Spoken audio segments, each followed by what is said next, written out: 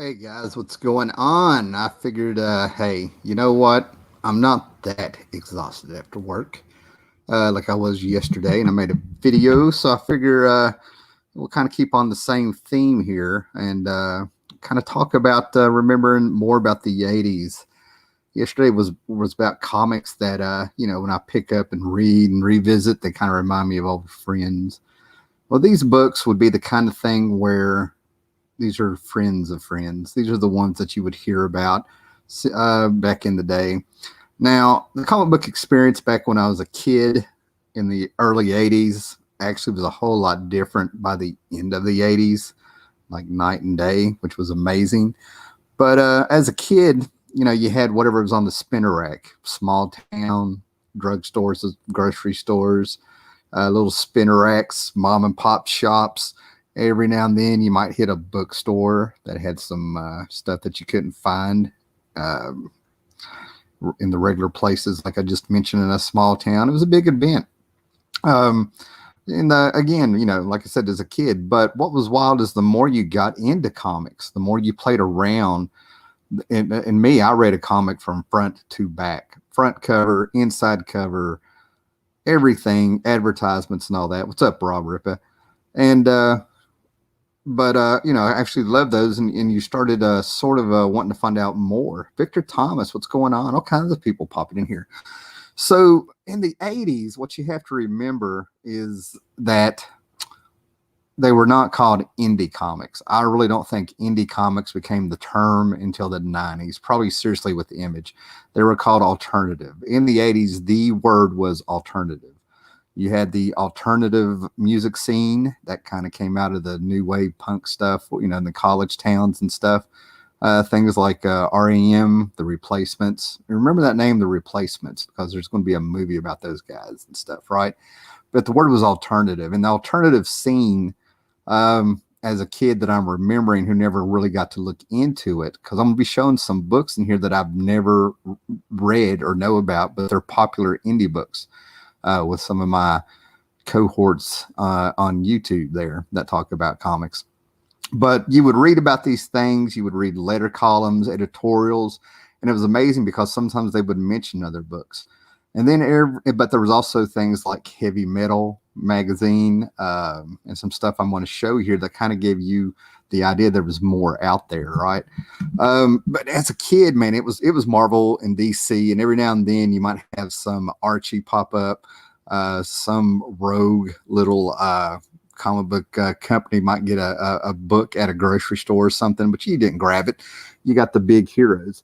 But every now and then you have magazines like this. Now, what was amazing about these magazines is that you'd have your mom and pop stores where they would have like the guns and ammo, the books for the housewives, heavy metal every now and then, Epic Illustrated, which I'll show you here in a second. You know what I'm talking about, all this stuff. But every now and then it was really odd because you might find a comic book fanzine or something that kind of snuck their way in there, and there would only be one. You would never see one again. But every now and then, somebody at the school or something might pop up with something like this. And was just your blink. This is pre-internet days. And what you would have is you would have a whole lot of people who were older, teenagers and stuff, turn around and talk about comics you never heard of, mention things like Watchmen. They'd mention the Turtles. Now, the Turtles, Cerebus and the Turtles were the two big ones that you would really hear about before you even knew about the comic. They're probably the big ones. Thanks to Cerebus, the alternative / indie market and stuff sort of took off with a big black and white magazine boom or something like that in the 80s, which I totally missed, which is one of the reasons when I talk about comic book history, as long as I've been on here telling stories and stuff, I never really touched on because I don't know anything about it. I heard about it going on, but you would get magazines like this and you would hear about books, or they'd have checklists in them that you never heard about if you were able to get a hold of these. None of these I had during the 80s, but there were a few comics interviews that I got my hands on. But I think it was in the 90s I got these. David Allen Kraft would get a bunch of interviews he had done over the years, like this one with all the George Perez. And this is where I would get my real comic book history from things that aren't on the internet. I was real hard on Wikipedia throughout the 2000 teens because of just how much misinformation was in there. And they've gotten a lot better, which is why you haven't heard me complain about them. But this is where a lot of my comic book history came from, and the idea that I knew there were other comics out there, not from the big two. There's stuff in this that you know, I feel like there's a Star Trek episode where Captain Kirk was on trial and he got a lawyer that refused to use computers. He had a room full of law books that he would read to prepare for, and that's pretty much me. I'd rather go through these things. Late 80s, early 90s is when I started getting a hold of these. And I started really digging in there and finding out there was like stuff from Dark Horse that was out there, right? It was things like this that I would find The Crow in. I'd already heard about Judge Dredd totally because of Anthrax, their song I Am the Law. But you would see this stuff and you're just like, there's a whole world out there and you'd be hungry for it.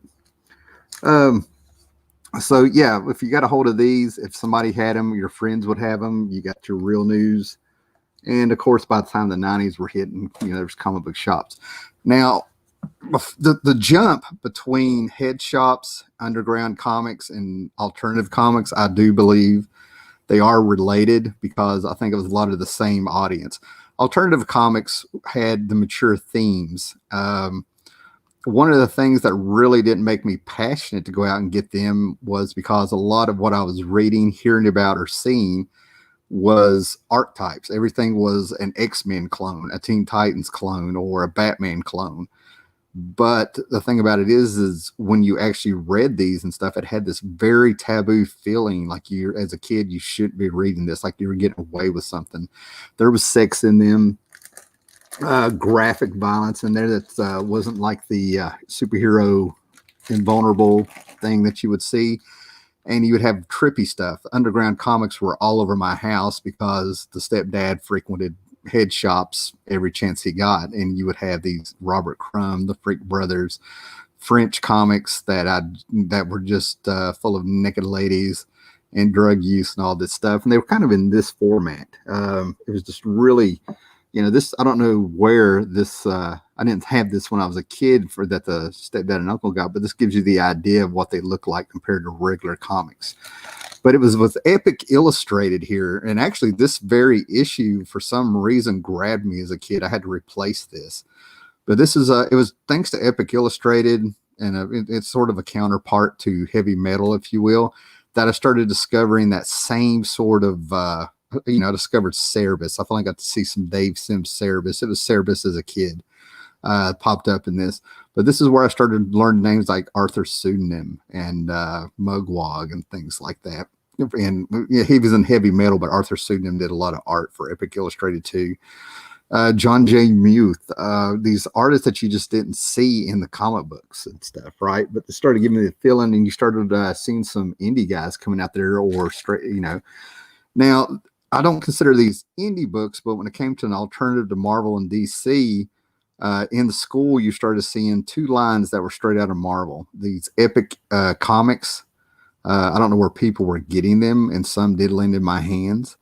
But you would get this, and there was a shadow line of comics that Marvel did called Shadow Line. And you don't really hear too much about them per se compared to when people get nostalgic and they talk about the 80s and stuff. But this is the sort of thing where you started seeing the difference. The comic books were getting those mature themes we were talking about, and epic stories and complicated little plots and stuff that were going on. Again, Alien Legion. I'm just giving you an idea of what was out there, but it was Eclipse comics that would, in high school, started kind of floating around me. I'd be in art class and somebody would whip out some of these manga books and stuff from Eclipse. And by the time I was 16 and had a friend that could drive, I finally got to be able to hit comic book shops. So this is around 88 and stuff. And I would go through the bins, no idea what to buy, and would play around and would end up getting a couple Eclipse comics. I ended up getting the whole mini series of Total Eclipse. It was also around this time that we went here. We got things like Elementals. When I talked about yesterday, I showed a Sandman book, and it was number 7, but I got 6 and 7 at the same time. But at the same time, I bought this Elementals. And this was really probably the first indie book I got to sit down and read. And what was very cool about it is by a guy named Bill Willingham. And I recognized the name from my Dungeons and Dragons day. I played Dungeons and Dragons from 85 to about 91. And Bill Willingham had done some of the work and some of the books that I was getting to play that game. But when I got this, I felt like I was getting away with murder. I was expecting to get carded for it. There was a mystique about these indie books because of their mature themes you were hearing about, almost like they were outlaw books and stuff, right? And here's the original one. And like I said yesterday, this UPC sticker, I had no idea what I was doing. I just knew I wanted to keep it mint. And the store had put those UPC symbols on. I didn't know that, so they could scan them. And they would peel off. And I kept them on, and I've tried to take this one off. It's not happening. It's beat up. But this was what I consider my first alternative comic. That was mine. And I read it, and it just amazed me how the costumes weren't that flashy. It wasn't X-Men like at all when I read it. But the big boy, in my opinion, were the Teenage Mutant Ninja Turtles. You heard about these before you ever saw them. This book really took off, had a fan following, had people talking. It was fire. Let me scoot up a little bit, see if I can. So, like I said, I'm not really giving a history on indie books and stuff because I wasn't there. I couldn't get them. It was around 16. I was able to branch out and finally get some things, but I backed up to really get these. Now, what you started hearing about was this little indie company, and it was called an indie company by this time, called Dark Horse. And what put them on the map is they had the Aliens and the Predator license. That's what got everyone talking about. Hey, Graphic Man, what's going on? So one of the first things we had is I recognized some of these names. Paul Chadwick with Concrete still has a huge fan following, or at least a fan following that's very nostalgic for the book. But then we get into the hardcore stuff, right? The hardcore indie stuff you would hear about. And I might be able to show some of these, right? So as you can see on this book, there's Dreadstar, which, I've already shown one. American Flagg was the big one by Howard Chaykin. Whisper Shatter, John Sable, Grimjack. It ended up being a lot of John Ostrander, Bruce Jones, Jim Strand. Names I can go on and on. Howard Chaykin and stuff. Mike Grail. And there's all kinds of little companies that are out there. First Publications, Pacific Comics, PC Comics. Like I said, Eclipse, and I can go on and on. But you had Sergio Argonis popping up in these things. You would have a name, and then you would have a Mark Evanier. Then I could go on and on with these little ads you would see. You would hear about these, like I said, in mainstream comics. DNA Agents by Mark Evanier, the X-Mutants. And I'm sitting here picturing a whole bunch of stuff I saw in advertisements in the comic magazines that were like sci-fi stuff. And they looked very amateurish, but they had an energy. Like I said, there was an energy to it. And like Airboy, like I said, with Eclipse, and Chuck Dixon was on there. And as the 80s and 90s went on, you never really knew what came first. Some of this alternative comics indie work, or the fact that they were working on the mainstream comics and were branching out at these little comics you didn't know about. Scoot up here. But these are fondly remembers of what I found out all these years of doing YouTube. People who had access to these books absolutely loved them. And now we're getting to the big boys. This is from me being on YouTube, talking to other YouTubers, talking to other people. I knew one guy, now that I'm thinking about it, in 7th grade, I got to go see his comic book collection. He was the same age as I am. And he had a lot of stuff that I'd never saw before. Skate Man by Neil Adams through some company and stuff, right? But American Flagg, Howard Chaykin's baby here. This was super popular. It's finally remembered. People still talk about it. I've never read it. Out of all the years where I've given history of comics and background stuff on comics, stuff you may not have been able to find on the internet because I had the old interviews and stuff like I've shown, I've never really done this. There's people who I just sit and I listen to while they talk about these books fondly. And I'm very careful. I'll just go ahead and put this out. I'll sideline here for a little rant. But a couple years ago, I'm not going to name the channel because there's not even going to be a blimp on the history of YouTube comic book videos and stuff. But they, Howard Chaykin a couple months ago, it's amazing, seemed to just we had him. We had a few weeks there where Howard Chaykin felt like he was all over YouTube because he did an interview on the cartoon Kayfabe. Is that the name of the channel? Anyway, he was on that, and I watched that. It was an excellent interview. It was Howard Chaykin talking while they said yes, sir, and kept their mouth shut. But it seems like everybody had an opinion, and there was this blue-haired dude. He was going to go ahead and say it. He proudly let you know he's an SJW. Sat there and referred to Howard Chaykin as a Frank Miller wannabe, and right there told me everything I need to know about this guy's comic book and knowledge in history and everything. He knew nothing. If he thinks that Howard Chaykin came before, if he thought Frank Miller came before Howard Chaykin. But anyway, Howard Chaykin is somebody that I kind of watch. Charlton 66 that I watch because he's, I've read several interviews where you can just tell if he doesn't flat out say it, does not like superheroes.